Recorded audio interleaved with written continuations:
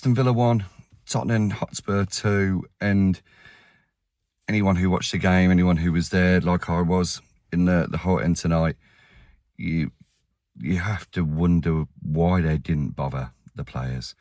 It was a below par, abject performance from so many of them who really should have been trying their best to get into the starting lineup, you know, for Thursday, into contention for that. But so many of them, they look like they couldn't care less. I mean, the perfect opportunity against Spurs. Yes, Spurs won against Wolves in the last game. They got that bit of a new manager bounce. They know what they need to do. And let's give Spurs credit. They had their two chances. They took them. Gallagher's, I don't think Martinez could have done much about that. Through a crowd of players, put your foot in the way, deflect it. If it deflects off you and goes in, at least you've tried. Richarlison's header, we should have been better defending it. Spurs were very good in that De Zerbi system with crowding our players out, being ruthless after the ball and overloading as they went forward, you know, turned into a 3-2-5. There seemed to be some obvious things that we could have changed to improve our structure, but it's easy to say that as a fan watching the game. I mean, for me, the fact that Paulinho and Bentancur were in the centre, both of them pulling quite wide because the fullbacks had gone forward, I'd have put Rodgers into the middle, into the cam, or Buendia, somebody a bit more mobile. I'd have done that at half-time because Barkley wasn't that man. We didn't create enough chances. The one chance that we have that's on target, and Buendia, the smallest player in the world, someone who looks up to Papa Smurf, has scored a header.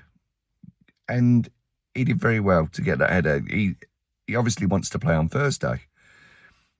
For me, with that starting lineup, you got Emi Martinez, who didn't really have a lot to do, played well, ball at his feet, tried to go long, tried to get in behind, which we should have tried to do more, but just didn't happen. Matty Cash, I thought, was solid, put in a good performance, despite having nobody in front of him really to get the ball to. Lindelof, probably his worst display in a Villa shirt. He was okay. It didn't help him having Mings next to him because Mings was crap. Sorry, I know I'm a Pau Torres fan. I know there's no hiding behind that, but Mings was awful. Dilali's on the ball, constantly plays it inside when Martin's putting out wide. Martin, movement off the ball, very good. Yes, he was getting beaten by Carlo Muani. Quick play. Muani played very well for Spurs. But when Muani went off and he started high-fiving all the Tottenham fans, why didn't no Villa player go, look at what the fuck he's doing? Because that lights a fire in your belly. Going back to Martin, I thought Martin tried, he got forward, he realised that he's got an opportunity to be in this team on Thursday, and I hope he gets in. I hope we keep him. I hope he becomes our number one left-back because he's certainly got drive, and he'd be able to do that 3-2-5 very easily for us. Two centre midfielders, Bogard and Tielemans, surprised that they both stayed on for as long for the match. Bogard was trying to get on the ball, knock it around. I know there's people who aren't his biggest fan. I've had tweets tonight about how he isn't as good as Kamara. No, he isn't at the moment. He's a early 20s young footballer. He might become good enough to come in for Kamara. I'm not saying he'll be better than him. He might become a solid Premier League player, but he needs game time and he needs support from his teammates, which he wasn't getting. Tielemans, I didn't think did very much at all.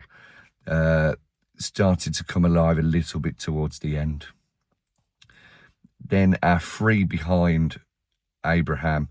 Rodgers doing too much, far too much, trying to play his way back into form.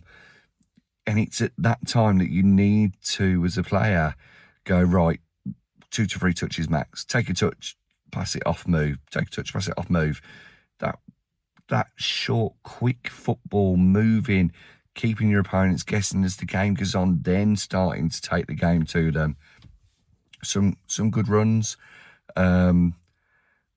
Should have been moved into the centre as well, but yeah, he's looking tired.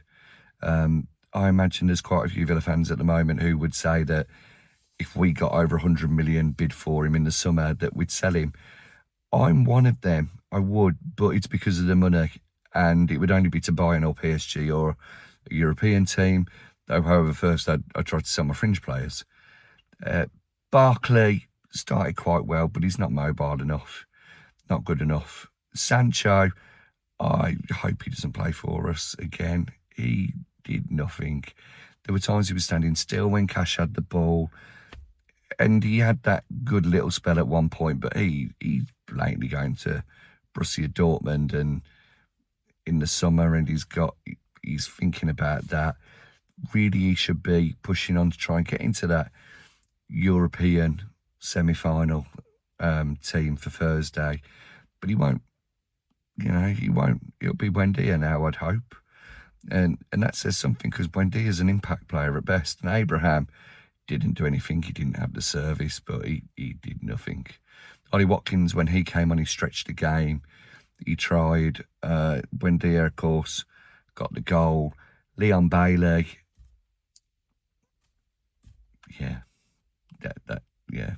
that sums up Leon Bailey, I think. But such a poor, lacklustre performance. I mean, at half-time, I imagine that Unai Emery would have given them a rollicking. I'd have thought that he'd have turned around and would have just said to them, either the old Graham Taylor, you got yourself into this mess, you get yourself out of it, or, right, lads, as things stand, this is the starting 11 for Thursday. Martinez, Cash, Konsa, Pau, Martson, and just reel it off. And anyone who was playing at that point in the second half that hadn't been told that they'd be starting on Thursday, hopefully he puts a rocket up their ass. Alas, it was a bad night.